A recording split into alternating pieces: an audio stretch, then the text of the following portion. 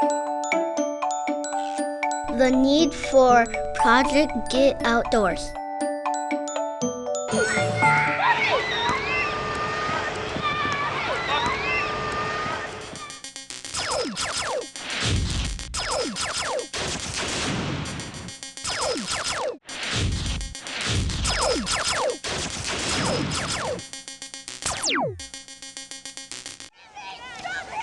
For those of us who grew up in the era before computers and cable television, we can recall neighborhood parks, playgrounds, and sidewalks echoing with laughter and yells of children and families enjoying the outdoors.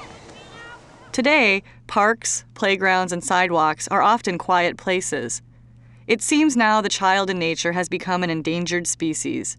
In fact, research shows that in a typical week, only 6% of children ages 9 to 13 actually play outside on their own. When I was a kid in the 1970s and 80s, I spent a lot of time in my backyard. From a very young age, I enjoyed the smells, the sights, the sounds of the outdoors. My sister and I built forts in practically every tree near our yard. We played outdoors with the neighborhood kids, setting out on adventures and explorations around the swamp and forest land that surrounded our neighborhood. We were lucky enough to have parents that took us fishing, horseback riding, and camping, and let us whittle. We were never discouraged from making believe that fairies and little people inhabited our magical forest. I can remember in those days that we didn't come inside until the streetlights came on. Often our parents could be heard yelling for us to come inside at dark. I am convinced these early play experiences helped me become the outdoor enthusiast, passionate environmental steward, and active citizen that I am today. My name is Sarah Grover. I'm the founder of Project Get Outdoors. On behalf of the board members and volunteers at Project Get Outdoors, I want to thank you for taking time to learn more about our efforts to develop and sustain after-school programs, and about the growing international movement known as No Child Left Inside.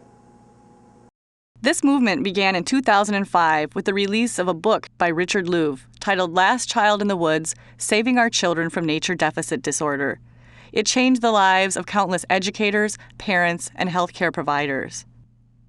Last Child in the Woods was the first book to present cutting-edge research showing that direct exposure to nature is essential for healthy human development, physically, mentally, and spiritually. The author coined the term nature deficit disorder to describe human alienation from nature. Alienation, he says, shapes our families and communities. Now, when we talk about direct exposure to nature, we're not talking about 10 minutes on the playground at recess or a half-an-hour play date at the city park, but rather exposure to unstructured exploration in areas where natural landscapes are present. Forget about the concrete and the jungle gym, and think about areas in your community where there are small parcels of trees, a meadow, a pond, or even greenery on the school grounds. Remember back to your childhood. What would you have found to do in these bits of nature? Sadly, most children are no longer going outside to play and explore. They aren't getting these kinds of calming, sensory experiences that foster creativity, problem solving, and communication.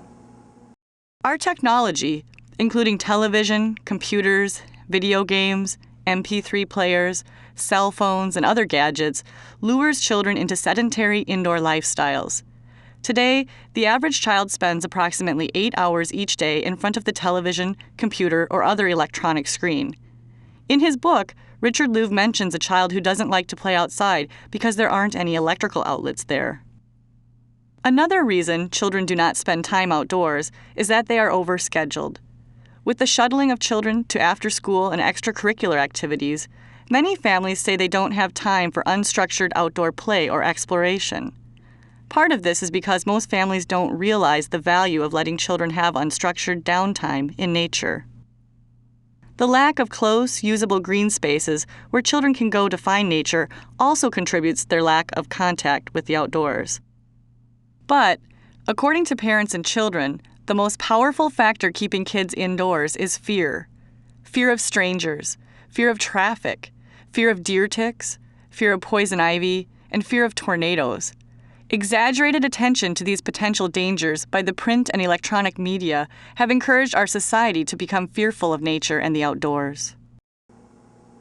There are many factors preventing children from going outside to play. So what? Why should anyone care about this? How does this affect you and me? To start, There are child health problems that are reaching epidemic proportions that are directly linked to the sedentary lifestyles of our children. 2 out of 10 children in the USA are clinically obese. Over 8 million children suffer from mental health disorders, with attention deficit hyperactive disorder being the most common. According to numerous researchers cited in Louv's book, the root causes of these disorders can be linked to our children's lack of outdoor play and exposure to nature. On top of these health problems, we have children growing up without awareness of or connections to the natural world. If this continues, from where will future conservationists or biologists come? We know that childhood play experiences in nature are critical in fostering lifelong awareness and appreciation for our natural environment. The powerful information presented in Last Child in the Woods has sparked a global dialogue about how we can get our children and families outdoors in nature. You can find out more about the No Child Left Inside movement on the Children in Nature website. Besides providing health and environmental benefits, outdoor after-school programs in a community can save local taxpayers millions of dollars over the years. Research shows that having children engaged in safe and enriching after-school programs increases academic performance in schools while decreasing local crime rates. Quality after-school programs can help the children in your community become well-educated, law-abiding citizens who have an appreciation for nature. Project Get Outdoors is one of those programs. Started here in Minnesota, our organization's mission is to facilitate outdoor recreation activities that develop healthy kids and increase environmental stewardship behaviors. We envision a world in which all kids every day spend time outdoors, a world where high-quality, efficient outdoor programs are valued assets in communities and have long-term funding. These programs will link children and caring adult volunteers to explore, play in, and reflect on their local natural resources. We want children to grow up healthy, comfortable in the outdoors, and knowledgeable and passionate about their environment and community. Project Get Outdoors is a nonprofit organization that has teamed up with agencies, including the U.S. Fish and Wildlife Service, the University of Minnesota, 4-H, Boy Scouts of America, and several other Minnesota colleges and universities. This collaborative partnership is working statewide to connect children to nature. From the fall of 2005 through the fall of 2010, Project Go pilot programs were offered at 10 sites in southeast Minnesota. Data and information collected from these pilot sites was used to create a toolkit of resources that will help additional communities design their own unique Project Get Outdoors programs. We are working to bring trained staff to every corner of the state in order to provide free help to interested communities. This help includes access to the program toolkit, volunteer trainings, and additional resources that will help average citizens to start up and run Project Get Outdoors programs for their children. These programs meet weekly during the after-school hours and throughout the summer months.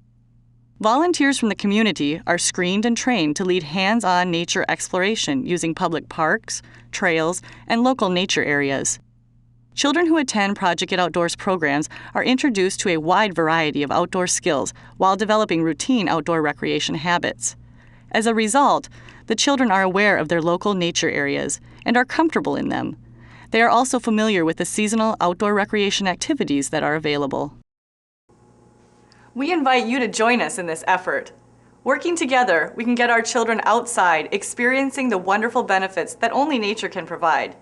If you decide to bring Project Get Outdoors to your community, we're here to help you each step of the way. Come on, Sarah! Let's go! I'll be right there, kids. It looks like I've got a Project Get Outdoors group ready to do some exploring. I bet the kids in your community would enjoy it too. Thanks for listening.